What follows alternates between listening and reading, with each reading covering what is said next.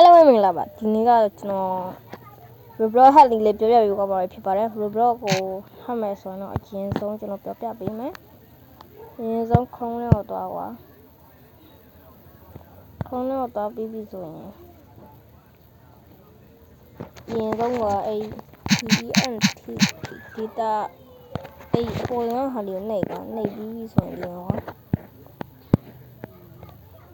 တ်ပါတော့ဆိုနေလား Android ဆိုနေကွာ iOS ဆိုတော့ iOS လို့နေကွာဒီ Android တွေကိုကျွန်တော် Android ပြ close နိုင်မယ်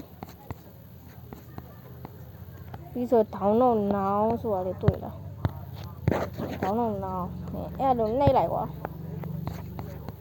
နှိပ်ပြီးဆိုတော့အပေါ်နဲ့အောက်ရေးခိုင်းမယ်ကွာအဲ့ချိန်မှာကွာကျွန်တော်က sorry အဲ့ချိန်မှာကွာအပေါ်တော့ဟာပဲရေးပါအခုဟာကြတော့ update တွေခဏတိုင်းလာလို့ပါအဲ့တော့ပေါ်တော့ဟာရေး free download ဆိုတာသူကဗီဒီယိုကြီးပေါ်လာမှာကွာဗီဒီယိုတော့ကျွန်တော် okay စကေးကိုနှိပ်လိုက်တယ်ကွာပြီးရင် download ထပ်နှိပ်တယ်ကွာ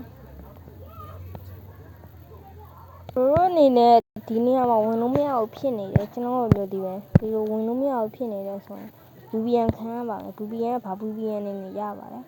တော့တောက်ခံလိုက်ဒါဆိုတော့ကျွန်တော်ရပါပြီ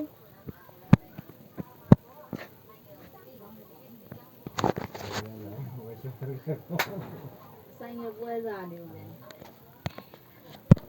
ပြောင်းရေးဒါကြီးကပေါ်လာနေဟာဒုက္ခရ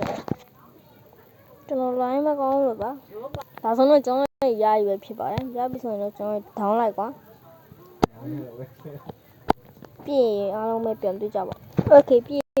သွားပြီဆိုတော့ Yoyo is တော့ထင်လို့မရဘူးကွာဘာလို့ဆို origin နဲ့ Roblox ကိုဖြတ်လိုက်ကွာဖြတ်ပြီးဆိုရင်အဲ့ခုံးလေးကနေတော့